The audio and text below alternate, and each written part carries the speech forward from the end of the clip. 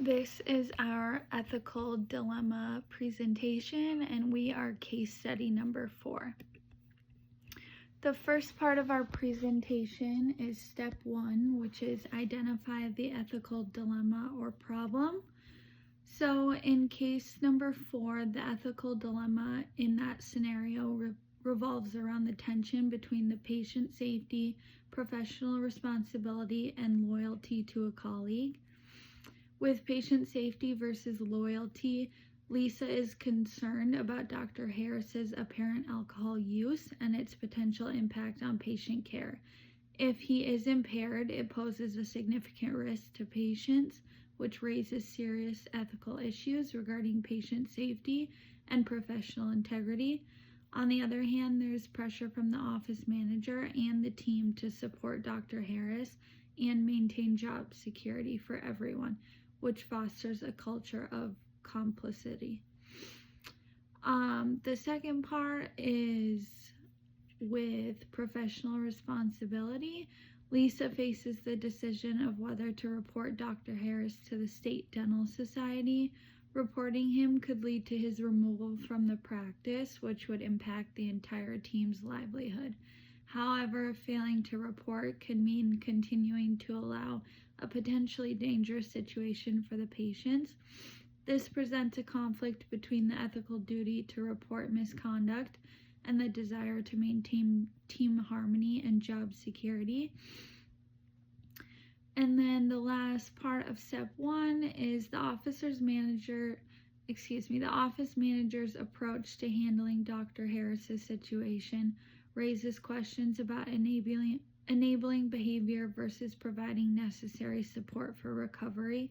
While the team is trying to support Dr. Harris, they may be inadvertently enabling his addiction by not taking the necessary steps to address the issue. Step 2 is collecting information. So for Lisa, we know that she enjoys her work as a dental hygienist. She values quality patient care and teamwork. She's observed Dr. Harris smelling like alcohol both in the morning and after lunch. She's discussed her concerns about Dr. Harris with fellow employees, and she's also suggested reporting Dr. Harris to the State Dental Society for help with his substance abuse. And then next is Dr. Harris. We know that Dr. Harris is Lisa's boss and a practicing dentist. He has a history of alcoholism, but has reportedly managed it through Alcoholics Anonymous. He recently started drinking again, as noted by Lisa, and he uses mouth rinse before patient exams, which Lisa suspects may not completely mask the smell of alcohol. Next is the dental assistant, Corey, who is aware of Dr. Harris's history of alcohol abuse and helps manage patient care when Dr. Harris appears unsteady. And then lastly is Debbie, the office manager. She is protective of Dr. Harris and expresses concern for the team's job security. She emphasizes the importance of teamwork and maintaining the current workplace situation, and she indicates that reporting Dr. Harris could jeopardize the livelihoods of all the staff. Next is step 3, which is state the options.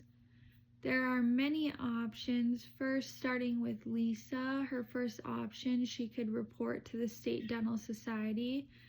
By doing that, she could proceed with reporting Dr. Harris to ensure patient safety, leveraging the resources available for healthcare professionals with substance abuse issues.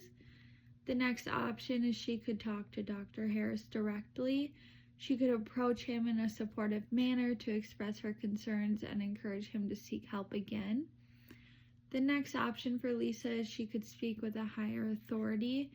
If the office manager is resistant, Lisa could escalate the issue to a higher authority, such as the dental board or another supervisory entity. Another option for Lisa, she could consult with a professional. She could seek advice from a mentor or a professional association on how to handle the situation ethically and effectively. And the last option for Lisa is she could encourage a team intervention. So she could organize a meeting with the staff to discuss their concerns collectively and decide on a course of action. Options for the team, they could implement a support program. They could create a workplace support program where staff can discuss their concerns and support each other in addressing Dr. Harris's issues. They could arrange for temporary coverage, which meaning they could plan for temporary coverage or assistance for Dr. Harris if he agrees to seek help, ensuring patient care is not compromised. And then lastly, for the team, they could do collective reporting.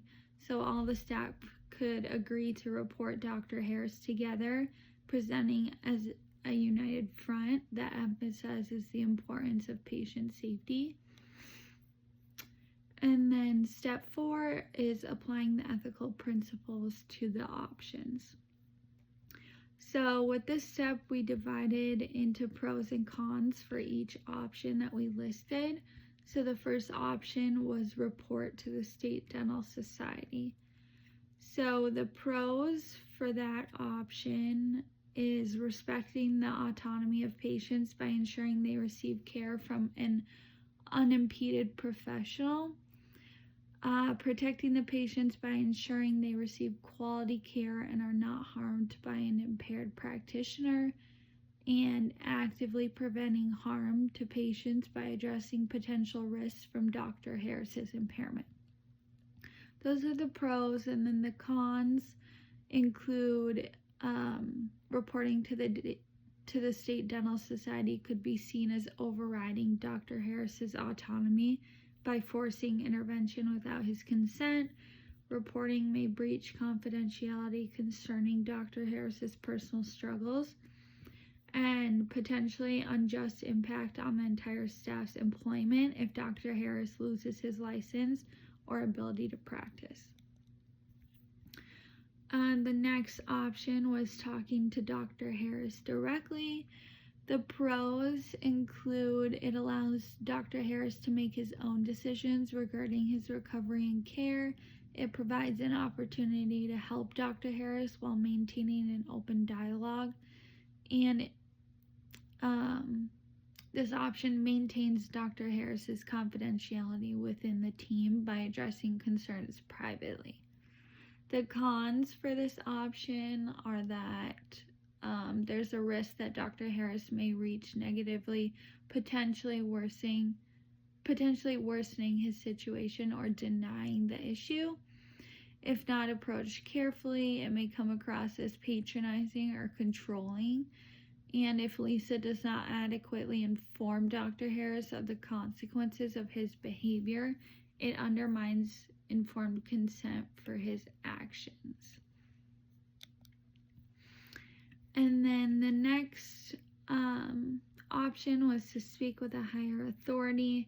The pros of this option include that it ensures that patient safety is prioritized through appropriate channels. It promotes fairness by addressing the systemic issue rather than protecting one individual, and it acts to prevent potential harm to patients by addressing an impaired provider. The cons for this option include that it can be seen as an infringement on Dr. Harris's right to manage his own issues. It may lead to a loss of confidentiality regarding Dr. Harris's struggles, and it may restrict Dr. Harris's ability to seek help on his own terms.